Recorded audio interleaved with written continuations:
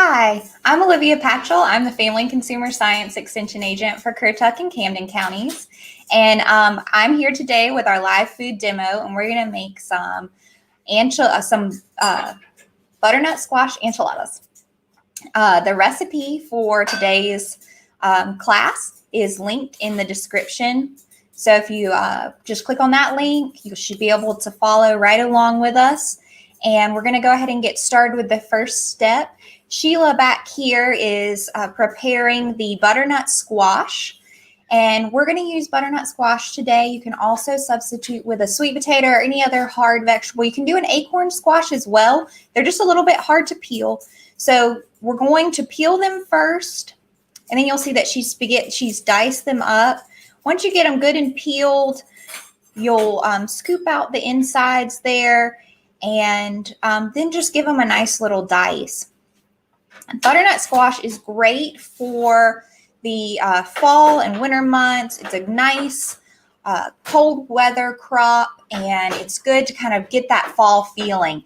So when you're replacing that with your sweet potatoes, because butternut squash have gone out of season, this is a great, nice fall recipe. It's a great substitute for meat as well. Some people will add meat in enchiladas. So in a traditional enchilada, sometimes there's cheese and there's beef. We are going to add cheese today. We're using a 2% Mexican cheese. And then once Sheila has diced up these butternut squash, she is going to toss them with some seasonings and a little bit of oil. So she's got, we put on our butternut squash cumin, paprika, cayenne pepper, salt and pepper, and then a little bit of olive oil. And then you can toss them with your hands or a spoon. We're going to roast the butternut squash in the oven somewhere around 400 degrees for about 20 minutes. You just want to make sure that they're soft enough you can pierce them with a fork. So that's just your very first step. And so whatever vegetable you decide, you want to go ahead and have it nice and pre-cooked and soft if it's not a soft vegetable already. When you're roasting butternut squash, you want to make sure that you place them out evenly on the pan so that they're not stacked on top of one another, and you want to try to get your cuts as even as possible. This allows for you to have it even cooking. And it's pretty simple. Roasting squash, roasting sweet potatoes is a great side dish as well. So we typically use these instead of meat. So this is the very first step in the Med Instead of Meds curriculum for the 7 simple steps is to swap your proteins. So we're going to use butternut squash and black beans as our protein instead. So Sheila's also going to dice or give us a little chop on some herbs. It's a great way to flavor without too much salt. We're using fresh cilantro in this recipe.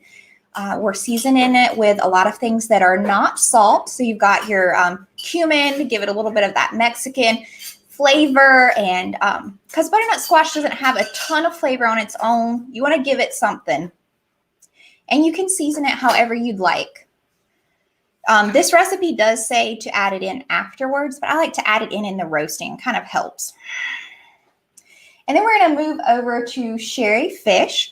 And Sherry is going to show us how to roll up the enchiladas. So what she's done first is she's mixed the butternut squash with the onions and the black beans. And she's put a little bit of cilantro in there as well. She's going to take 3/4 cup, and she's going to put that on her tortilla shell. Based on the pan that you get, the size of the tortilla shells will differ. We use a little bit bigger tortilla shells just so they're easier to roll, and we are using 3/4 cup of this mixture. You can add cheese on top or mix cheese in with your mixture, whichever one you'd like. And you'll notice in the pan we put a layer of enchilada sauce. This helps keeps the enchiladas from sticking. And then she's just going to roll it up. I like to roll it away from you. And when you get right towards the end, you pick that other end up and bring it to you. You're going to spill out the sides a little bit. So you want to make sure you take the seam and press it down into the bottom of the pan. And she's just going to keep doing that. It says you can get about 8 out of this recipe. I was only able to get 6 in our finished pan, but Sherry may be a little bit more successful than I am. So she's going to continue to do that. And then I'm going to kind of talk to you guys about the Med Instead of Meds class that we have coming up, as well as the 7 simple steps for eating the Mediterranean way. So starting next week, we'll have a Med Instead of Meds class, and it meets 6 times, and we discuss these 7 simple steps about how to eat, just kind of switching your normal eating patterns into the Mediterranean style. And this is just a healthier way of eating. It does align with the USDA's recommendations for a healthy plate. But I have linked in the description this nice handout. You can check this out if you'd like. Just going to go over it really quick with you guys. So the first step is to change your protein. And in this one, we're utilizing black beans as our protein. So you want to go with leaner choices. We talked about this in the last food demo. And then we're going to swap our fats. So we used olive oil as our seasonings for our roasted vegetables, and instead of using a butter. So you're just looking for more liquid at room temperature seasonings. We're going to eat more fruits and vegetables. So we're adding more vegetables to our diet here by using the butternut squash. And we're eating more fruits, hopefully as a side or as a dessert.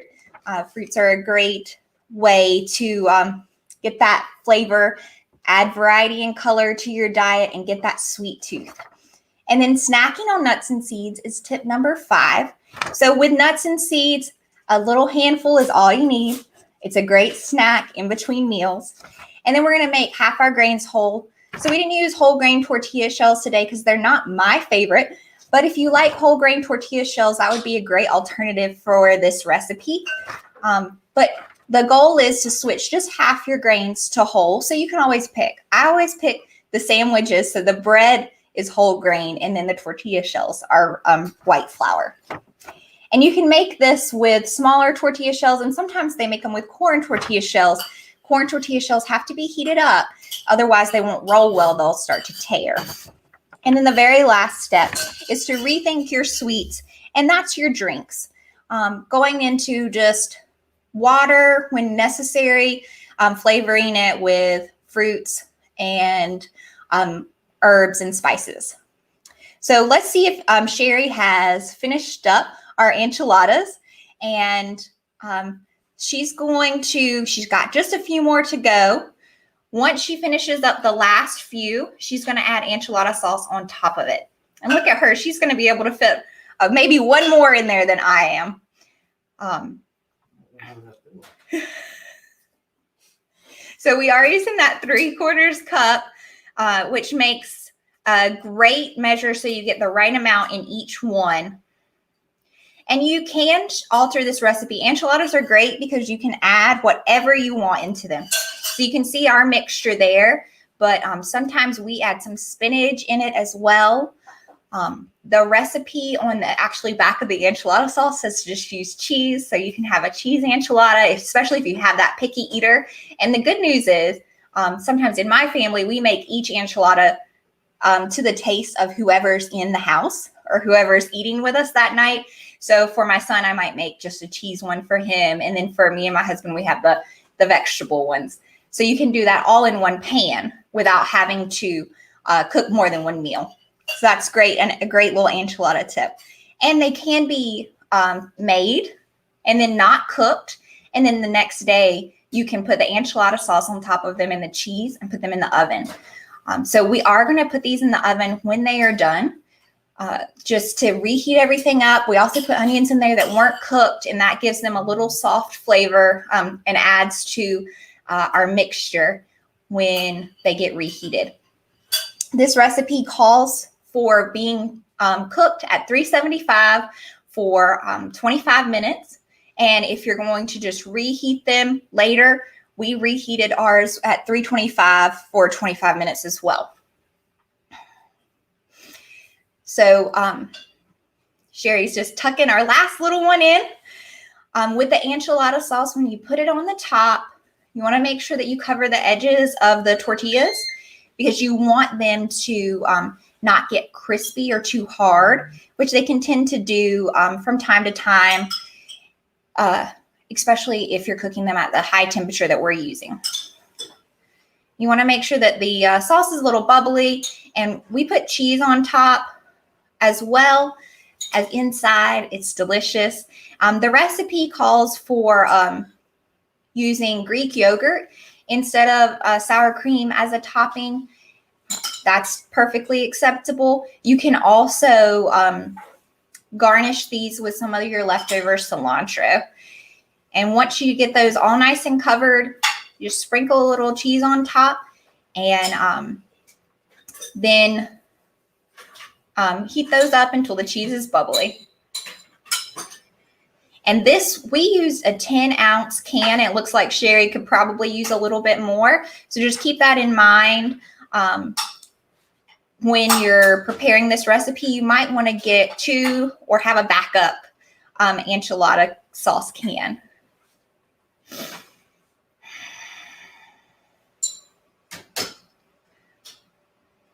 And it depends on your liking. We've got the Mexican cheese. We have it made with 2% milk, so it's a little low fat, but you can always add a different kind of cheese or leave the cheese off entirely. Enchiladas traditionally are covered in cheese and sauce, so we're going with that style today. And they're great portions too. You can eat just 1 enchilada at a time. So you're already portion controlled. And so once we've got these in the oven, they're going to come out and they're going to look delicious. And hopefully we're going to get to see those delicious enchiladas coming out of the oven soon. So here's what you're looking for. You'll notice the enchilada sauce is going to turn a little bit darker color. We use a different type of enchilada sauce in these, and they have been reheated. So they're a little bit darker looking, but this is basically what you're looking for. And so I want to go ahead and say if there's any questions, if you guys have some questions about the recipe, you can go ahead and hit the chat with those, or leave a comment if you're on Facebook. Just a reminder, that med class that I mentioned earlier, that begins next week, and we'll do registration into the first week. We meet 6 times. The live class will be at noon. It will be very similar format to what we're doing right now. Be about 30 minutes long. So I wanted to go ahead and get that plug in there since we're kind of talking about nutrition and med instead of meds this month. I also linked the my contact information below. So if you have any questions after the fact, you are more than welcome to get in touch with me. I have my email and my phone number. So if there are any questions today, I thank you for joining us, and I hope that you'll try these butternut squash enchiladas.